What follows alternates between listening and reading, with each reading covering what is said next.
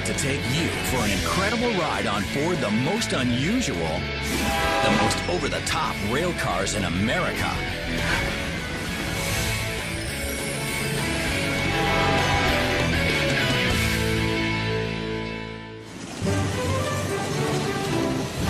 There's only one place on Earth where California, Utah, and Kansas come together. It's on the American Railway Explorer line. 3 custom cars, tricked out to be better today than the day they were built. I think that people will look at these cars and say, this is the way it should have been. Maybe it wasn't the way it ever was. They don't look like 1950, but boy, if you could have done it right, this is how they would have been. Jim Bain, president of the American Railway Explorer line, says the California, Utah, and Kansas first came together in Colorado, all from different railroads. They were used as part of the ski train through the Rockies.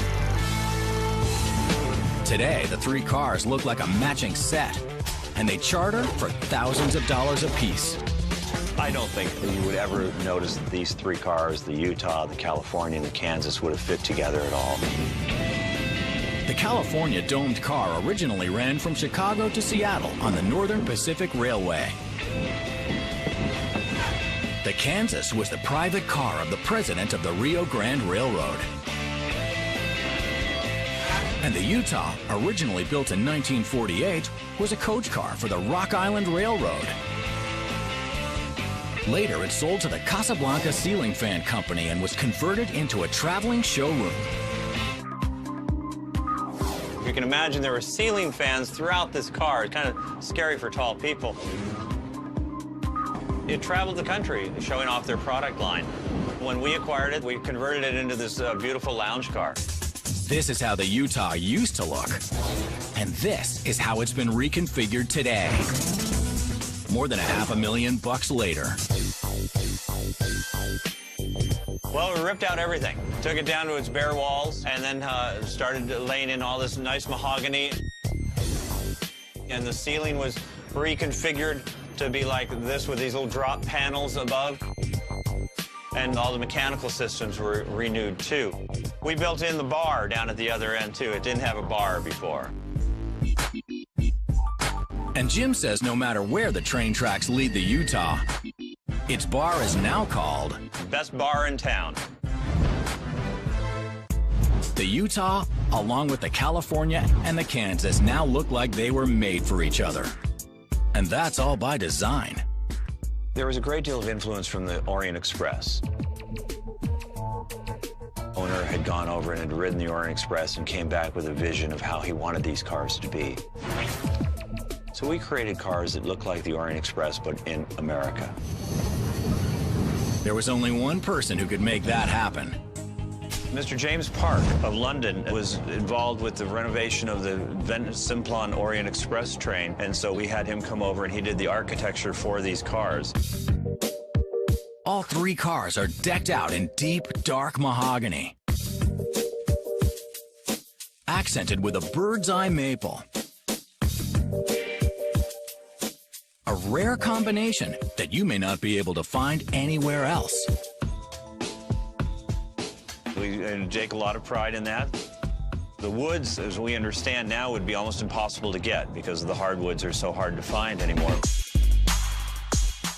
Even the partition doors that separate the sleepers in the California are made out of mahogany. Beautiful and still functional.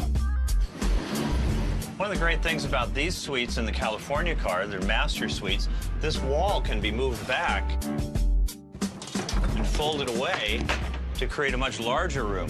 This bed would fold down, and this bed actually drops down out of the ceiling, so you could sleep 4 people in this room. The wood is only part of the Orient Express package. No detail was left undone. Everything is patterned after the original. All these carpets and the fabrics here were all imported from Holland.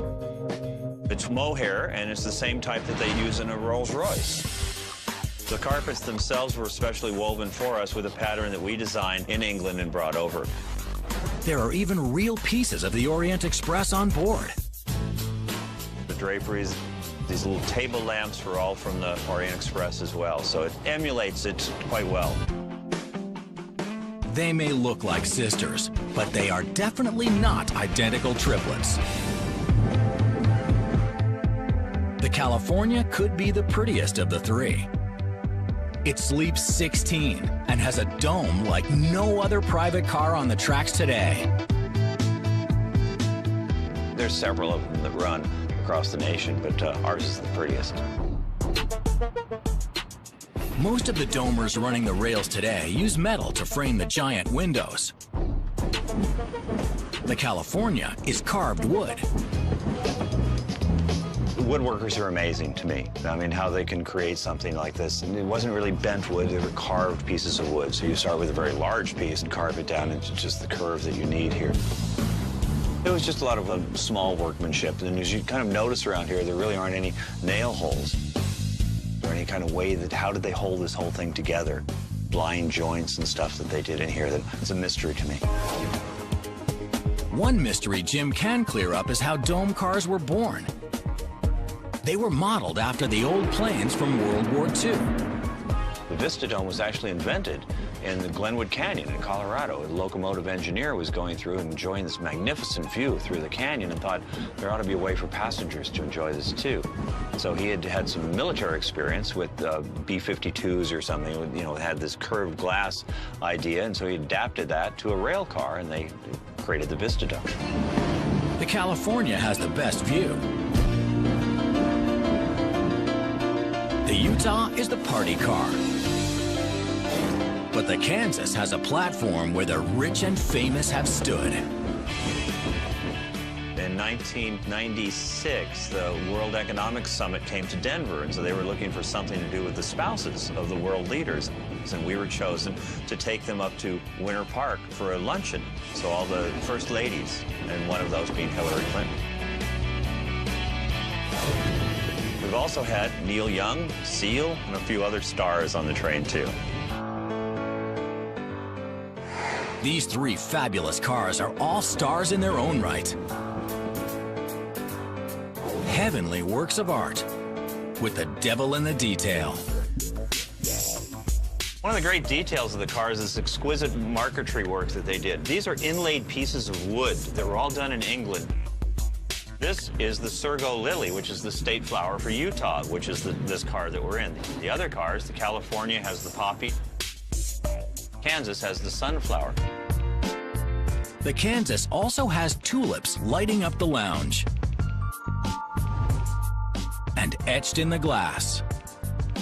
One more little thing about these cars that helps us remember the elegance of the past and sets a new standard for excellence. We think that the craftsmanship and the woodwork and all the little details make these cars are more like a Rolls-Royce of rail cars. The California Zephyr is a picture postcard in motion. At sunset, the glass Vista domes serve as a canopy to a kaleidoscope sky. Colors explode as the sleek silver cars streak down the California coastline. But the Zephyr first hit the rails in the days of black and white, back in 1948. Like Old Man River itself, the California Zephyr keeps rolling along. It was the missing link between East and West. The California Zephyr ran from the San Francisco Bay to Chicago. It was once known as the most glamorous train in America. I think it was part of a wow factor. Bert Hermie is restoring 3 of the California Zephyr's original cars. The Silver Lariat, a dining car. The Silver Solarium, a Vista View dome. And the Silver Rapids, a sleeper car. The Zephyr was first retired from the rails in 1980. And Bert says these beautiful cars were in desperate need of repair. They were really rough, all of them. At some point during its retirement, there were transients that were in here. One pair of chairs had been burned. Amtrak welded the doors shut, welded bars over the windows in an attempt to prevent that from continuing. And I guess they were successful. It took us a day or so to get into the car, too. So. And once Bert and his crew broke through the bars, the cars were even in worse shape than he originally thought. The upholstery had been sliced and torn, and up here in the dome, it had rotted because of the sun. It took 4 years and plenty of money to restore these spectacular cars of the Zephyr back to their former glory. This car, we've got between $400,000 and $500,000 in it. That's mostly materials cost, because both my partner and I are pretty hands-on. There are some things that we've had to contract out, but not really all that many. If it were to go into a shop, it would have been double that. Despite the damage, some of the signature beauty items of the grand old cars were still there, including the original lighted lucite banisters. That's the first thing that people see when they walk in the car. And they go, oh, I remember those. Wow, I'm so glad he kept them. Bert and his crew were also able to preserve the old speaker grills. The grills were designed by artist Mary Losser, who also painted a large mural in the Silver Lariat that still looks picture perfect. It's one of very few that still remain. And she did much of the artwork in several trains, but each one of the dome coaches had a mural that depicted some aspect of life in the West. Since these cars were built for a specific train, the California Zephyr, the murals focused on aspects of Western life that romanticized the whole going west experience. This one was called the Pony Express. Right behind that mural is a brand new kitchen.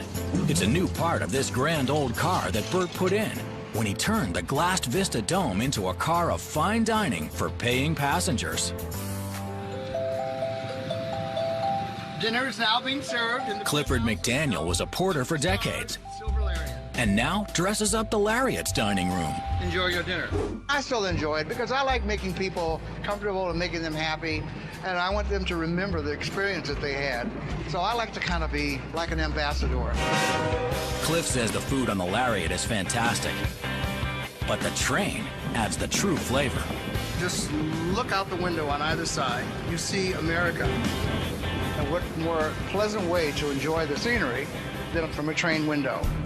The Lariat's dining car is new, but Bert says he's gone to great lengths to preserve the elegance of days gone by. The car has its own monogram china, a lot of touches that people remember from way back when. It sort of paints a picture of the way things were way back in the day. The Silver Rapids is a sleeper car with 6 double bedrooms and 10 roomettes. They've been completely restored and still convert from a sitting room to a bedroom in a matter of minutes. When the bed comes down, the sink folds up and flushes out the side of the train. The sink is very similar to what you might see in an older cruise ship or something. It empties by folding it up into its stowed position. The Silver Solarium combines slumber and spectacular views. This Vista Dome car has a cocktail bar, a lounge, and 6 upscale bedrooms. You get 2 beds, upper and lower, a closet that will handle half a dozen garments on hangers. You get a bathroom with a toilet and a sink in it, hot and cold running water. You get seating area for 2 or 3 people when it's in day service. If guests wish to eat in their rooms, there are Pullman tables available. They're quite versatile cars. Another one of the hidden jewels of the Solarium is the elaborate artwork of the bar. The bar is original. It has its original carved linoleum front. The original paint job on it still exists under the paint job that's there now. It would be our hope one day to restore it. It's a wonderful piece of artwork. Just like the rest of the California Zephyr. It is a bygone piece of Americana. These simply aren't available anymore. Preserving the car is also a means of preserving a bygone era of service. Enjoy your dinner. Bon appetit. Panache that you're just not going to see today.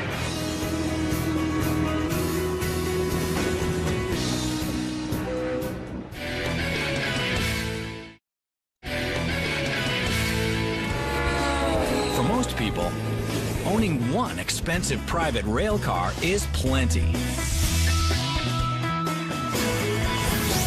But for owner Patrick Henry, railroad cars are a little like potato chips.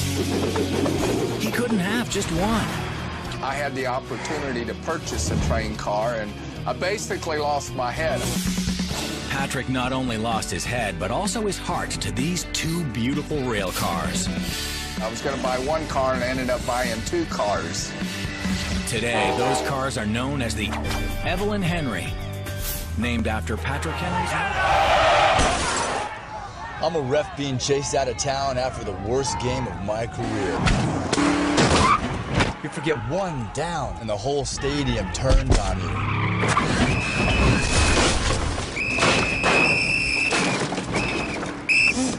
And if you have cut rate insurance, it may not pay for all this. So get Allstate. You can save money and be better protected from mayhem, like me.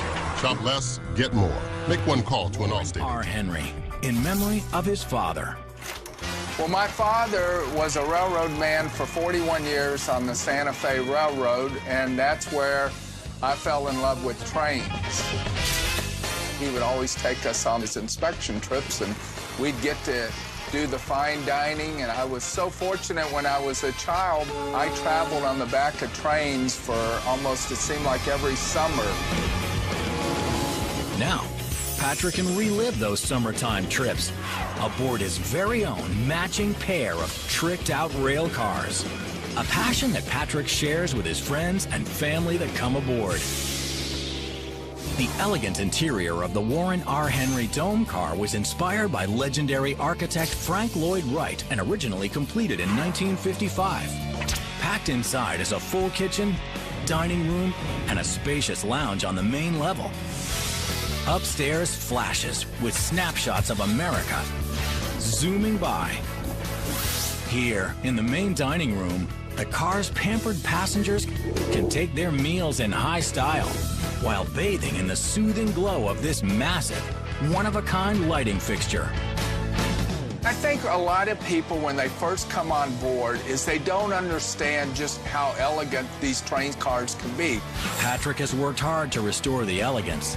This picture shows the beautiful dining room table was missing when he first got the Warren Henry. So I went and researched where the table was. And he eventually found it, collecting dust in a Seattle garage. So I brought it back to what it should have looked like originally when it was built. The nearby glass-fronted china cabinets featured doors adorned with stunning leaded glass that matched the opulent overhead lighting fixture. In this cabinet here, we house all of our signature glassware. Onboard service manager Cashley Greenwood says literally everything is tightly tucked away. Everything here, as you can see, has a slot. So this one is designed specifically for the smaller glasses. We have the wine glasses here, which has a larger slot. Among the treasures, stemware from the luxurious Super Chief service, which ran halfway across the country, from Chicago to L.A.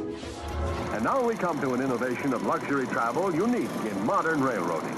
The Super Chief was operated by the Santa Fe Railroad, where Patrick once worked, and his father, Warren, built a career. The ultimate in comfort and luxury.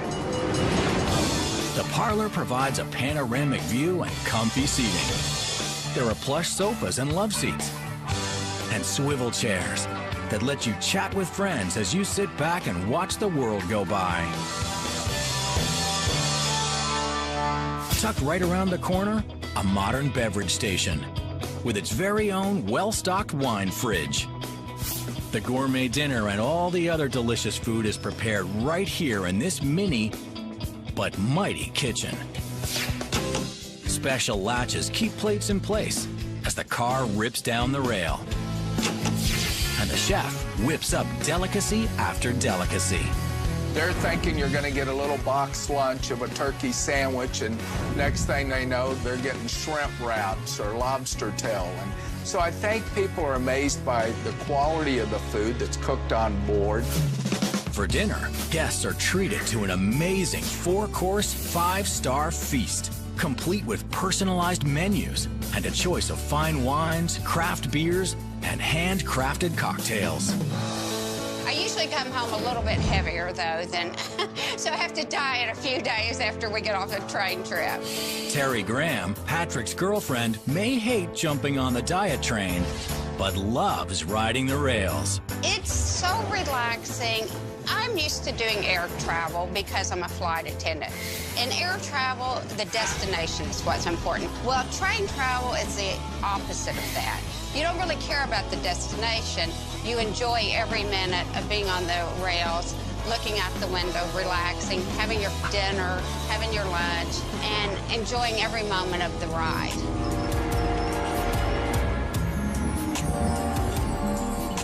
And when it's finally time to turn in, Terry and the other guests make their way to the Evelyn Henry.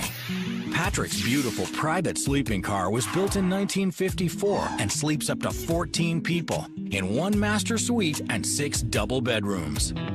I think one of the best parts of riding on the train is the rocking motion. We have so many people tell us they sleep better on the train than they do in their own house because of the slow rocking motion. The double bedrooms feature private vanities with hand linens and essential toiletries and direct access to a semi-private bath with all the amenities, including tiled showers. And for those who demand the best of the best, there's the Grand Canyon. The deluxe master suite with a spacious brass bed for 2, plush quilted bedding, and a totally private master bath where you can enjoy a hot, relaxing shower. And then slip between the covers and let the rhythm of the rails rock you to sleep. It's the one time that you get away from all the problems, all the challenges, is when you get on a train and you wake up in the morning to the smell of bacon and the sleeper. It's the one time that you just really get to enjoy yourself and see America like no one else can. And you see it from ground level, and you're not seeing it from 35,000 feet. And then to be able to experience it on a private train car, it just doesn't get any better than that. Ever wonder where the phrase, the red carpet treatment, came from? Well, here's a clue. The 20th Century Limited train line was the first to roll it out in 1938.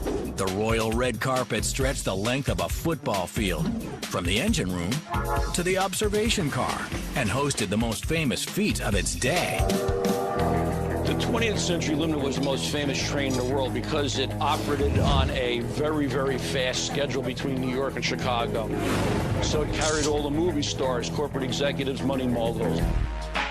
From there, people would get on the Super Chief and go to L.A. The 20th Century Limited was not only used by movie stars, it was used in the Hitchcock thriller North by Northwest with Eva Marie Saint and Cary Grant. But this so-called Train to the Tycoon's most famous role was as America's first unofficial bullet train.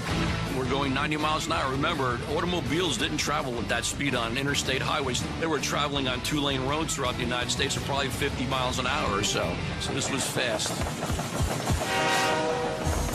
Raymond Klaus now owns the company which manages the Hickory Creek, a car from the 20th Century Limited line customized by revolutionary designer Henry Dreyfuss. Henry Dreyfuss designed everything from matchbook covers to advertisements to furnishings, blankets, special silverware design. Henry Dreyfuss designs are a part of America's fabric. They include telephones, vacuum cleaners, thermostats, the Polaroid camera, and even a steam iron that, not surprisingly, looks like a locomotive. Henry Dreyfuss designed a streamlined steam locomotive, which was the Hudson style, one of the most famous engines on the New York Central Railroad. The unique thing about this car is the Dreyfuss furniture layout. Dreyfuss wanted to bring in that New York club atmosphere into his equipment. That warm feeling. He wanted to use earth tones. Wanted his people to feel very comfortable in the environment that he recreated in these cars.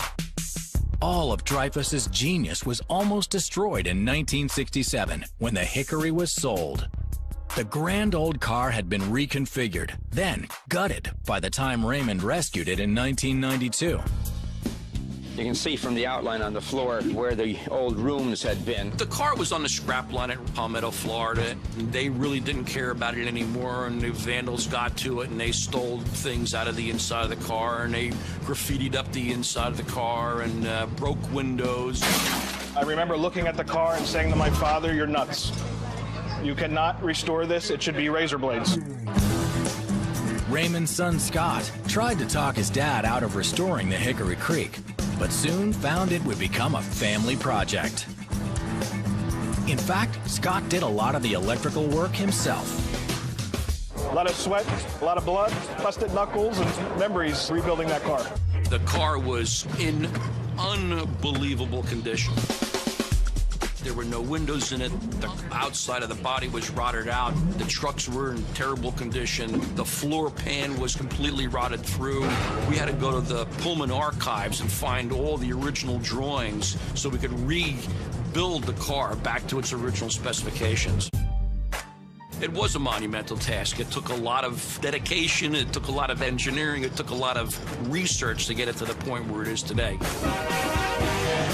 Reproducing the ventilation grills alone cost close to $60,000. And the total restoration took more than 5 years. Raymond and his team brought the Hickory Creek back to her glory days and beyond. The car was originally designed as a lounge buffet car, so it was only used for drinks and maybe some hors d'oeuvres and things like that. And then people would come back here traditionally, listen to the radio, have a smoke, a game of cards with their friends, and enjoy the scenery. This proud piece of the 20th Century Limited line is now ready to ride into the 21st century. The car is currently Amtrak certified for 110 miles an hour, and we've reached that speed of 110 miles an hour with this car. Getting the Hickory back on track was a haul, but for Raymond Klaus and his family, it was a labor of love. A lot of people have asked me, why did you spend 5 years of your life taking a car that was ready to go to the scrap heap and bring it back? It's a very unique and very historic piece of railroad equipment. I never had a chance to ride the 20th Century Limited. My sons never had a chance to ride the 20th Century Limited, and both my sons have worked on this piece of equipment with me. So it gives me great pride to have my family involved. It's probably the most famous lightweight passenger car in the world right now because it did operate on the most famous train in the world. It's a great way to see America.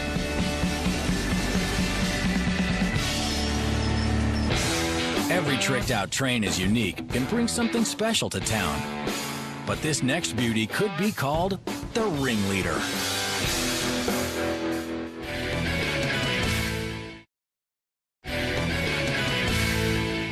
Ladies and gentlemen, children of all ages, step right up to the greatest show unearthed. It's the private, opulent, luxury train car that John Ringling rode when the most famous circus in the world came to town. John Ringling was one of 4 other brothers that created the great entertainment empire, the Ringling Brothers Circus. Deborah Walk, curator of the Circus Museum, says this spectacular car was a huge step up from the wagon train days of the greatest show on earth. It's very hard for us to appreciate the event of the circus coming to town.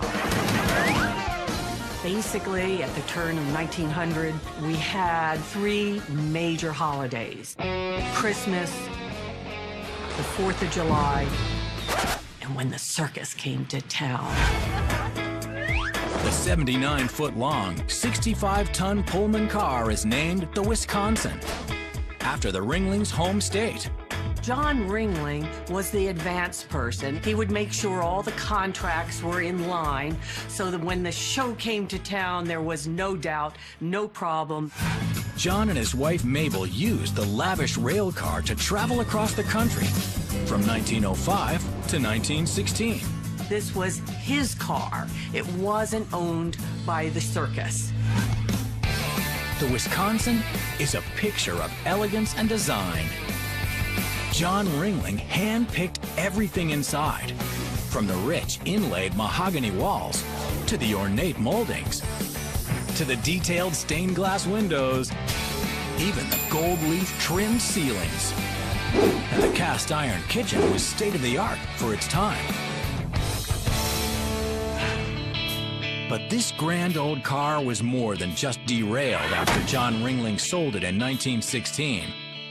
It was nearly destroyed, and Deborah Walk took a video camera on board to document the damage. This is the dining room, all original. This wonderful Fabergé jewel of a car was used as a fishing camp in Moores Head City, North Carolina. Thankfully, the car was saved just in the nick of time. We had water damage in this part? Yeah, and that's why this has not been worked on at all. It's because they were afraid it was going to drop and we would lose all the decorative work. Just imagine, if you can, these walls painted a white, 7 layers of paint on it. When I came in for the first time, it was all boarded up, so you couldn't see anything, and this was the only piece. I'm a ref being chased out of town after the worst game of my career. You forget one down, and the whole stadium turns on you.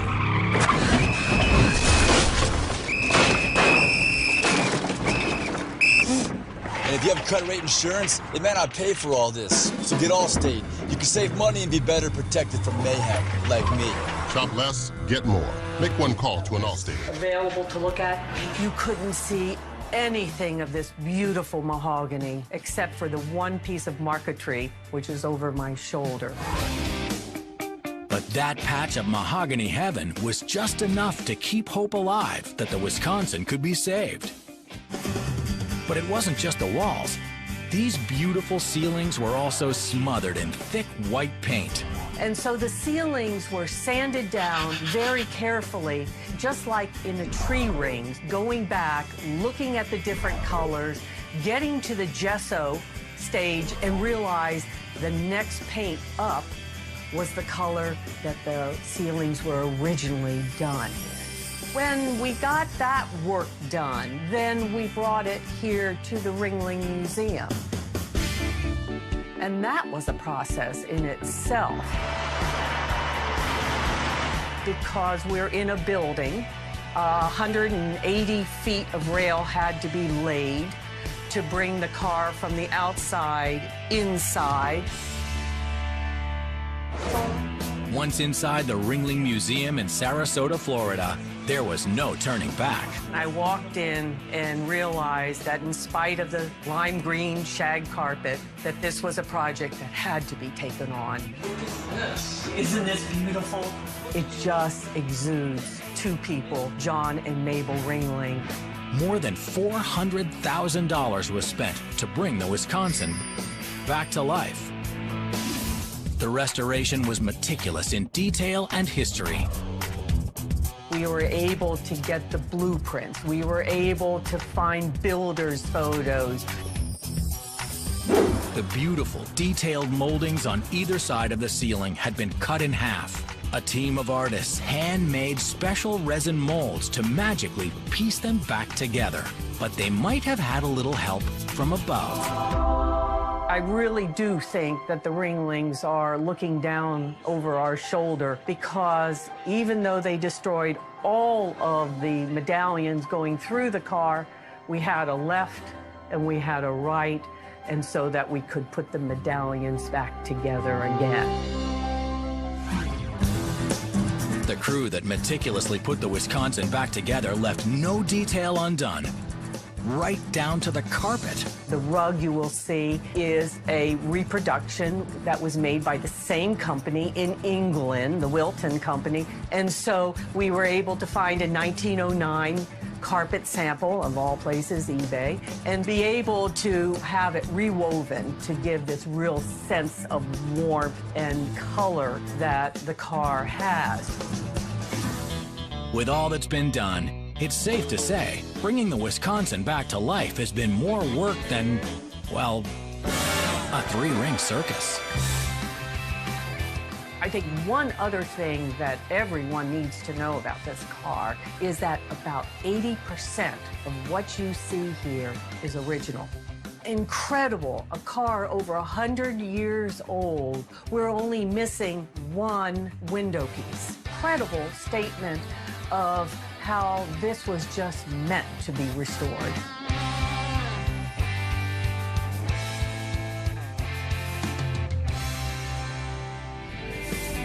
If you are ever standing on a corner in Winslow, Arizona, there truly is quite a fine sight to see. It's not a girl in a flatbed Ford. It's a private rail car named the Lewis ScotRail. They say the first time is always special, and this was the first car. It's got a lot of history. I mean, I watched my kids grow up as we built the car, so it does have a lot of special meaning to me.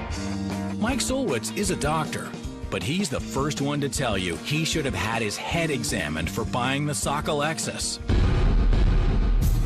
I bought it because I was ignorant. This particular car was my first foray into railroad private car rebuilding, and I didn't know any better. I was enamored with the car. I liked the history of the car. I've always liked the Pennsylvania Railroad. I liked lounge cars and bedroom, so it had a little of both. But if I had it to do over again, I would have never bought this car. Subsequently, I bought 3 or 4 other cars and learned that what I had to do on this car was monumental compared to what most people have to do on their cars. When Mike first bought the car in 1980, he thought it was a steal, especially at the price. Don't let this get out, $1,000, which I had to justify to my wife, who thought I had lost my mind, and maybe I did. And then it's been a series of checks ever since. You see, back then, the ScotRail was not nearly the beauty it is today.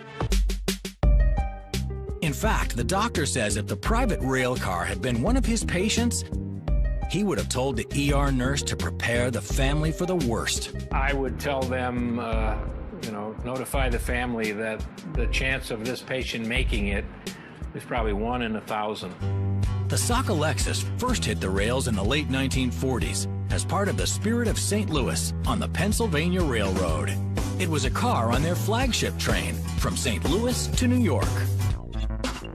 Mike and his family spent 3 years working to rebuild the ScotRail.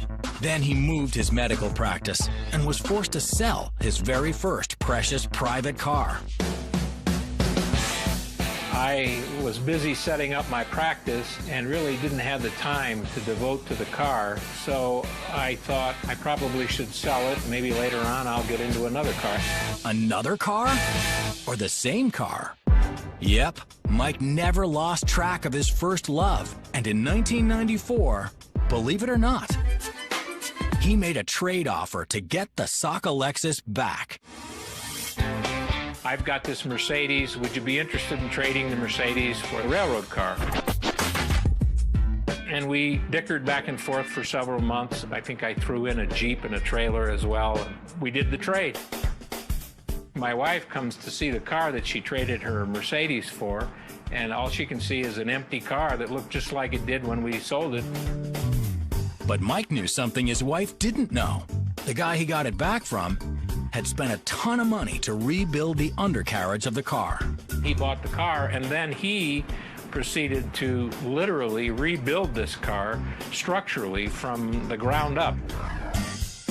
There are photos that show the car devoid of floors and walls, and you're looking at the main center beam of the car with the earth down below it as they stripped everything out and then put it back together. Today, the ScotRail is a picture of Art Deco perfection. The luxury lounge, once in ruins, is now littered with railroad classics. Etched glass reflects this grand car's glory days.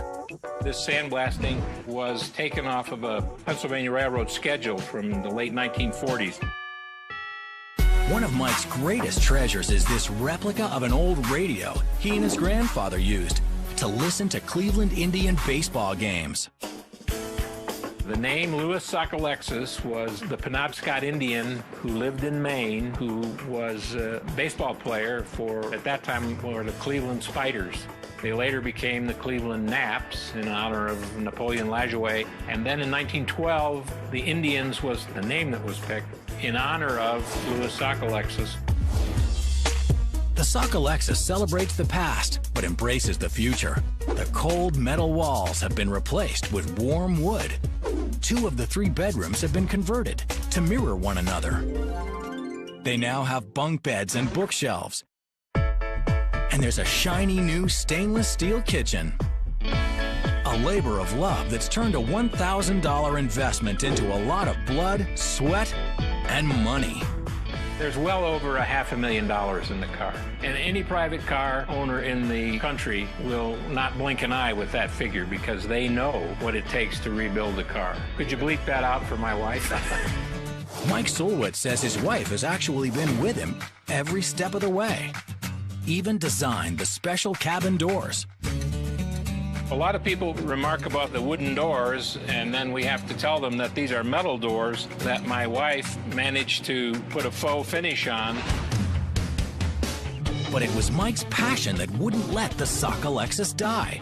It must be the doctor in him. The great pleasure I got out of having this car and the others was to be able to bring back to life something that was going to the scrap heap and see it run again.